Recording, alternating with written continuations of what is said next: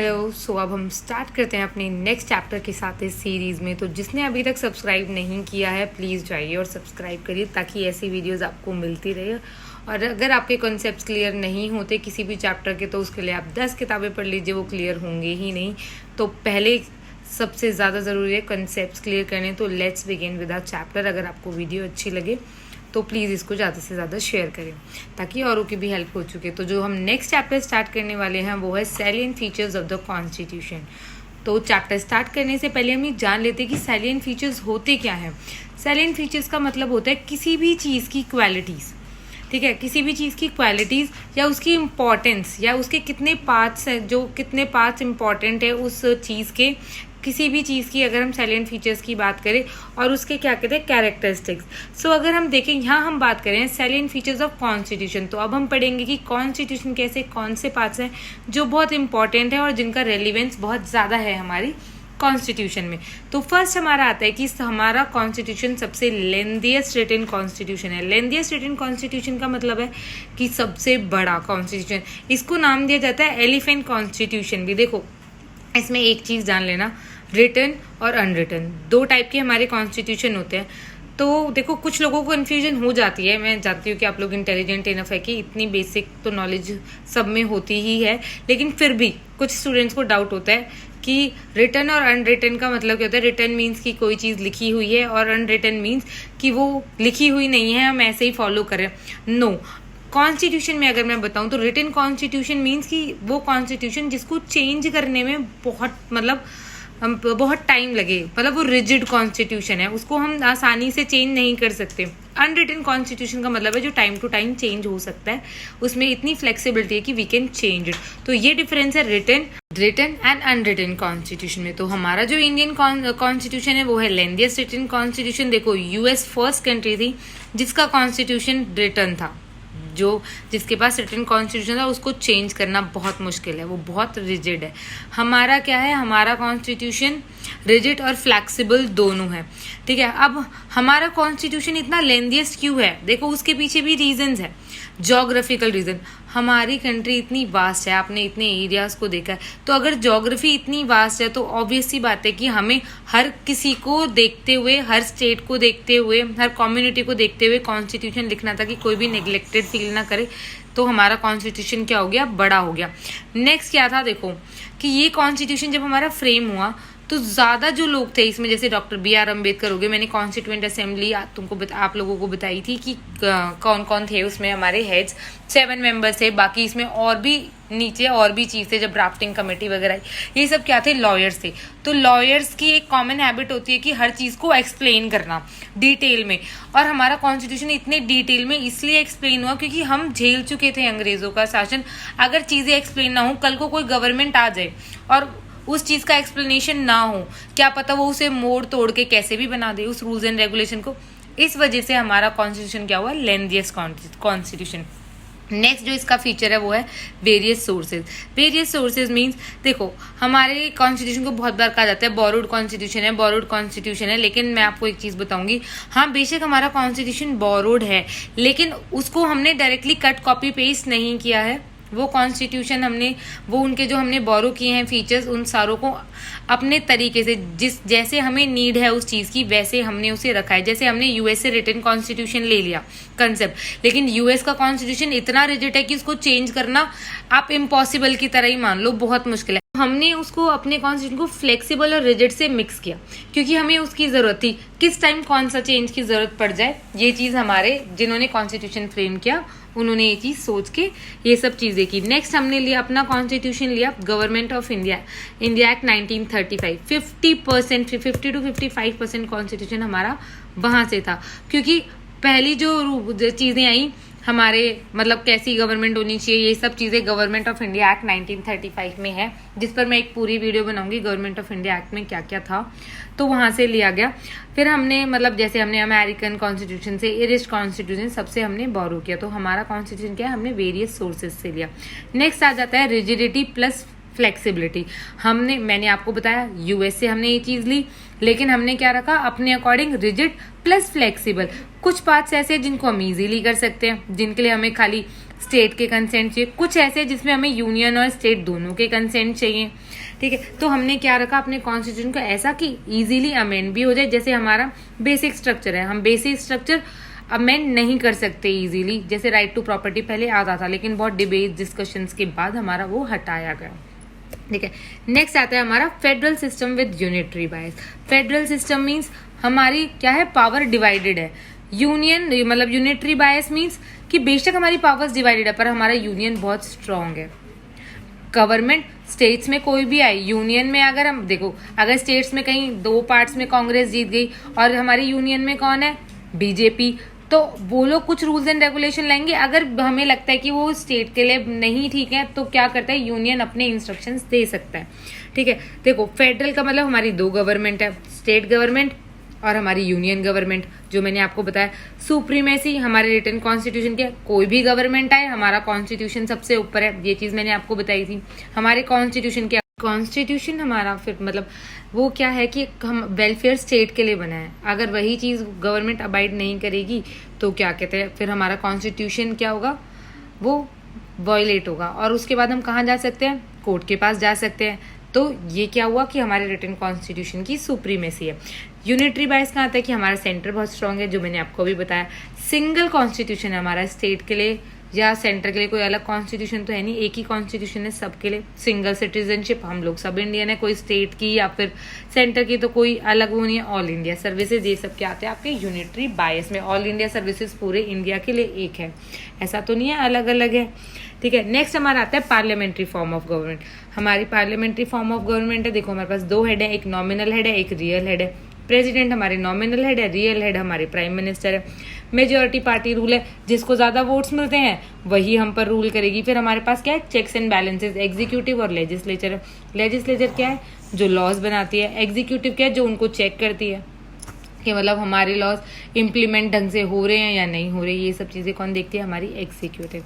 So next हम आ जाते हैं अपने नेक्स्ट फीचर पे, that is independent and integrated judiciary. Yes, हमारी जुडिशरी इंडिपेंडेंट है। अगर हम उसे भी चेक्स है, हम उसे भी इसमें ही मैच रखते हैं एग्जीक्यूटिव और उसके साथ, तो क्या कर सकती थी, गवर्नमेंट अपना रूल उस पर भी चला सकती, लेकिन हमारी जुडिशरी किसी की तरफ बाउंड नहीं है।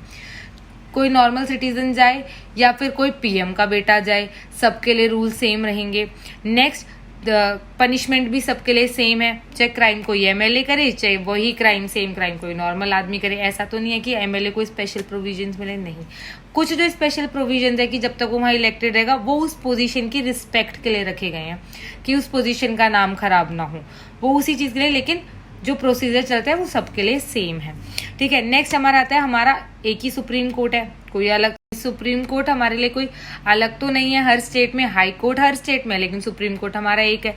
ठीक है, नेक्स्ट आ जाते हैं हमारी फंडामेंटल राइट्स, सबसे अच्छा पार्ट। ये गारंटेड है, जो सबसे बड़ी पावर है कॉमन सिटीजन्स के पास, ये गारंटेड है कि कोई भी गवर्नमेंट आए, चाहे कोई भी रियल हेड हो, चाहे क्लियर मेजोरिटी के साथ आए, कोई हमसे हमारे फंडामेंटल राइट्स नहीं छीन सकता, एक्सेप्ट इमरजेंसी। जब वो हम इमरजेंसी पढ़ेंगे तो उस टाइम पढ़ेंगे। नेक्स्ट ये क्या, ये हमारे रिट्स हैं इसमें, कि अगर कोई वायलेट करेगा तो गवर्नमेंट क्या कर सकती है, रिट्स इशू कर सकती है। गवर्नमेंट करिए कोर्ट्स क्या कर सकते हैं, रिट्स इशू कर सकते हैं। नेक्स्ट आते हैं हमारे डीपीएसपी। डीपीएसपी क्या है, वेलफेयर स्टेट के लिए है कि ये ड्यूटीज होनी चाहिए, लेकिन वो क्या है, गारंटेड नहीं है। ये किस पे बेस्ड है, गांधीयन प्रिंसिपल पे बेस है। गांधीयन प्रिंसिपल हमारा वेलफेयर सोसाइटी को ही ज्यादा एक्सप्लेन करता है या फिर ज्यादा उसी चीज की वो डिमांड करता है। तो दो केसेस हुए थे, एक मिनेरामा मिल्स केस हुआ था जिसमें ये कहा था कि फंडामेंटल राइट्स और डीपीएसपी में बैलेंस होना चाहिए, दोनों साइड बाय साइड चलनी चाहिए। और फिर हमारा एक केस हुआ चंपकम डोराई केस। चंपकम डोराई केस में ये था कि मतलब अगर फंडामेंटल राइट्स और डीपीएसपी में क्लैश हो तो जो जीतेंगे वो होंगे फंडामेंटल राइट्स, क्योंकि वो गारंटेड है और वो गारंटेड नहीं है। नेक्स्ट हमारी आती है fundamental duties. Fundamental duties obvious सी बात है कि कॉमन सिटीजन्स को इतनी पावर दे दी फंडामेंटल राइट के साथ, तो एक ड्यूटीज तो उनकी भी बनती है। अगर वो ड्यूटीज नहीं होंगी तो शायद हम एक दूसरे को रिस्पेक्ट नहीं करेंगे। तो फ्लैग को रिस्पेक्ट करना, ये सब इसमें हमारे किस में आ जाता है, फंडामेंटल ड्यूटीज में। ये ऐड हुई हमारी 42nd अमेंडमेंट 1976 में। ये नॉन जस्टिसेबल है, ये रिकमेंड करी थी स्वर्ण सिंह कमेटी ने। जो हमारी फंडामेंटल ड्यूटीज है ये रिकमेंड हुई थी स्वर्ण सिंह कमेटी से।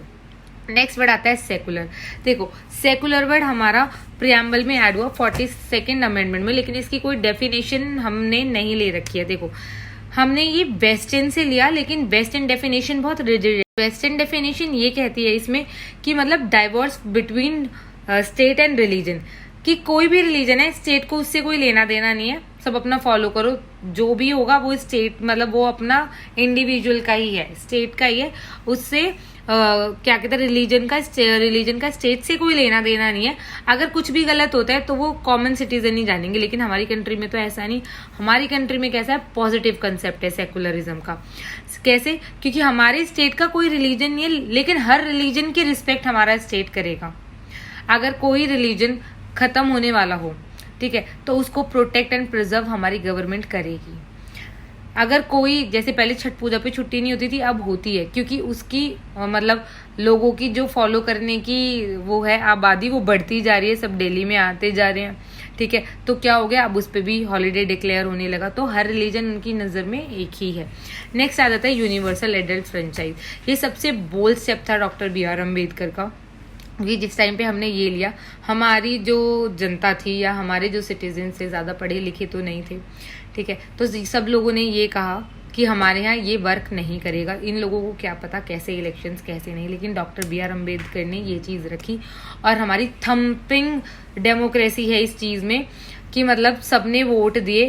और इसमें एक चीज़ और है, ना किसी की कास्ट मैटर करती है, सिर्फ यूनिवर्सल एडल्ट फ्रेंचाइज है कि अगर आप 18 के हैं तो आप वोट डालने जा सकते हैं, अगर आप उससे छोटे हैं तो आप वोट नहीं दे सकते, लेकिन उसके बाद आप जा सकते हैं वोट देने, चाहे आप किसी भी कास्ट के हो, किसी भी धर्म के हो, आप मैन हो या वुमेन हो, ओल्ड हो या यंग हो, कुछ भी हो, कास्ट क्रीड कास्ट हर चीज़ को रिजेक्ट करके आप जाके वोट दे सकते हो। नेक्स्ट हमारे पास है सिंगल सिटीजनशिप।